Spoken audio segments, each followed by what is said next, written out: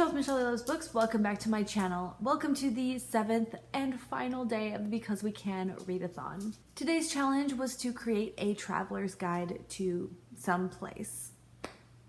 And it was open-ended. You could make a brochure or anything like that. So I'm kind of sort of mixing all kinds of things up. It's kind of a brochure, a virtual tour, and a history lesson.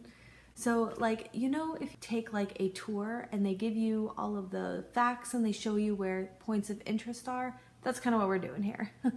So today I will be taking you on a digital tour of Crescent City from Sarah J. Maas's new series, House of Earth and Blood. First, as a disclaimer, before you go on this tour, I don't believe that there are any spoilers.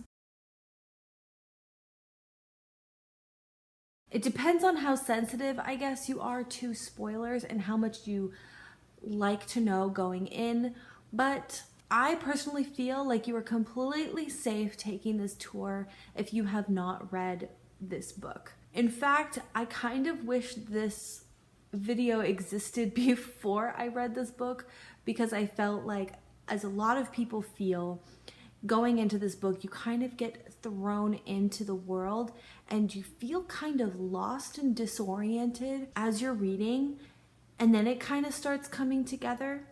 One other thing, I think by the end when I finished this book, I was still kind of unsure about the world and like, is Crescent City like so Crescent City is in a place called Lunathon, but is Lunathon a planet? Is it a continent? Like, I kind of didn't have my bearings on the world so much, and so that's kind of the purpose. That's kind of what my tour does. It kind of pieces things together and then has a few points of interest that are on the map. So House of Earth and Blood is the first book in a new series, an adult fantasy series called Crescent City by Sarah J. Maas.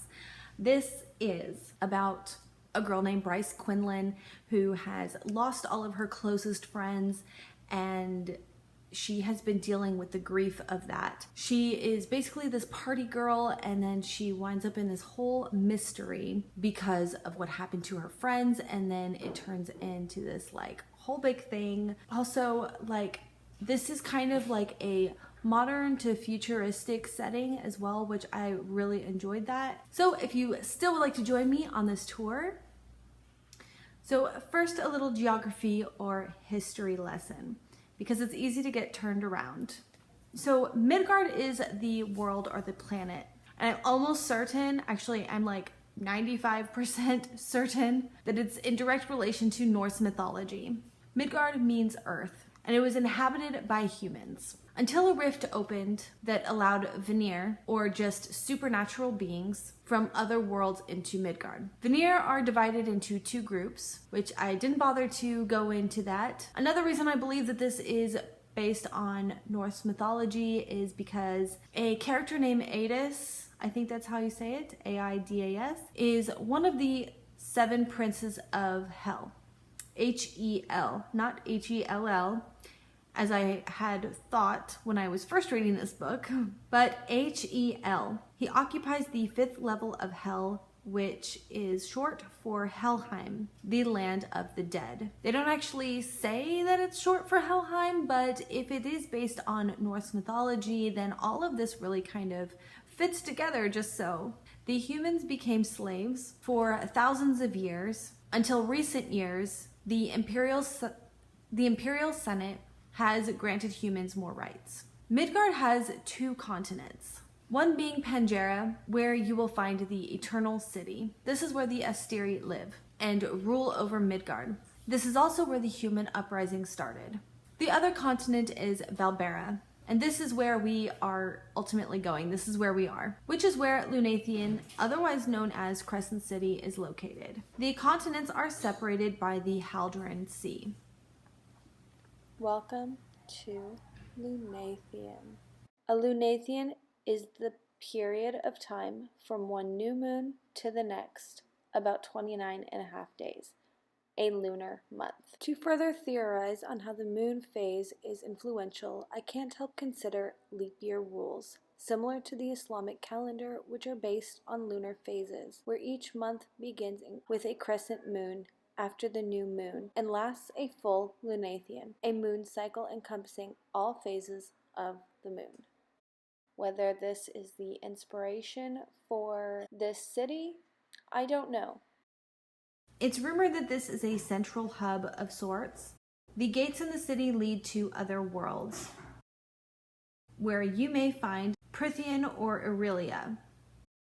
Prythian, if you don't know, is the world from A Court of Thorns and Roses series, and Aurelia is the world from Sarah J. Maas's Throne of Glass series. Honestly, I personally feel that's a little bit of a stretch. Perhaps Printhia, just because I have read that series. I have not read Throne of Glass for one. Maybe it would fit. I have read Throne of Glass series, and at the very end, they kind of note that there are like other continents and things outside of the world that we get to know there. So maybe. Who knows? Nobody can be sure. I do not recommend attempting to go through any gates to find out. The streets of Crescent City seem to make out a distinct symbol in themselves, like an Ouroboros hexagram. Ouroboros is simply a snake or a dragon eating its tail, usually the sign of the circle of life. And the six-pointed star, also called a unicursal hexagram, which simply means that it can be drawn in one line. These don't seem to mean anything magical or mystical, and the map isn't perfect. The map is not a complete symbol. This symbol seems to be used a lot in pop culture as a symbol of alchemy and summoning angels, or in popular TV show Supernatural as a symbol of belonging to a secret society. So perhaps it's no more than aesthetically mysterious and intriguing. There are 7 districts in Crescent City, so let's start with Old Square. The Old Square. This is where Bryce Quinlan has decided to live. It's the most friendly towards half-breeds. It is one of the poorer areas in the city, but also great for tourists. Other places you'll find here is Jessica Ruga's gallery called Griffin Antiques. I don't know if you'll want to visit there. It's said that Jessica has keepsakes from her exes and enemies. She'll turn you into a creature if you cross her.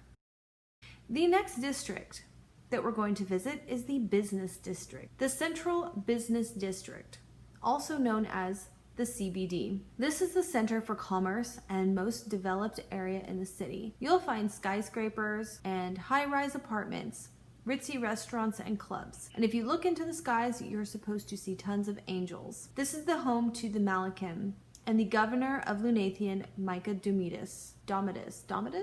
There may be a few human businesses in this district. One is the tech lab, Redner Industries. Do yourself a favor and don't believe anyone who says that they can help you out and give you some magical cure. In fact, just don't take any suspicious substances. The next place we're going to visit is the meat market. This area is under control by the Viper Queen. It's a real labyrinth navigating through the warehouses, but you'll find the Western Road, which is one of 4 roads that lead out of Lunathian. The Merchant's Gate is also here. It's one of 7 gates. I would recommend a trip to see those. They are a popular tourist attraction. Once they used to be used for communication. Veneers would place a hand on them and be able to speak to each other. With the invention of cell phones now, they're just not used anymore. Next, we're going to go see the Asphodel Meadows. This is home to the majority of human residents in the city. Unfortunately, they're the least developed and the dirtiest parts of the city, but they're said to be much better than the human districts in Pangea. In Greek mythology, the field of Asphodel are essentially a limbo, which is a place for the undead who have not been bad or good. There's also no one appointed as the head of this district. The next place we're going to see is the 5 Roses. The 5 Roses, also known as Firo, is the main territory of the Fae. They are under control of the Autumn King. Not much else is known about this district. Take my word for it and stay away from the Autumn King. The apple really did fall far from the tree and rolled away because Rune is a pretty cool person, but his dad, not so much. The next place we're going to go is to Moonwood. This is the main territory of the Shifters and is currently under control by the Prime Valbaran Wolves by Sabine Fendir. You're welcome to visit. There's beautiful parks, river walks, some wealthy humans live there. The best schools and restaurants, and it's the heart of the Wolves' Den, or the Den. It's not really a den as it covers 10 city blocks. It's a villa that is surrounded by forest, protected by iron gates, and has a private park. I'm sure no one would mind if you wanted to see it up closer, but the wolves are particular and tend to stick together. Always be polite and remember that they always work as a pack. Don't cause any trouble. You do not want to get on their bad side, especially that Sabine. Lastly, we're going to go see the Bone Quarter, also known as the Sleeping City. It is under the control of the Underking. Granted, we don't know much about this area. The Underking is known to wear black and is very mysterious. I would stay away. Seems a bit creepy to me. All right, thank you so much for watching. I hope that you enjoyed this trip to Readathon, and don't take my warnings lightly. Also, as a lasting note, I did get most of this information from what I read of the book and also from fandom, which I will leave that link in the description box below. Some of these things I don't know 100% if they are accurate, if it is. I don't understand how fandom is run. Honestly, I don't know how they got all of that information from the book that I didn't get when I read the book, but we're gonna go with it. It worked for this video. So anyways, I just wanted to put that out there. Thank you so much for watching. Bye.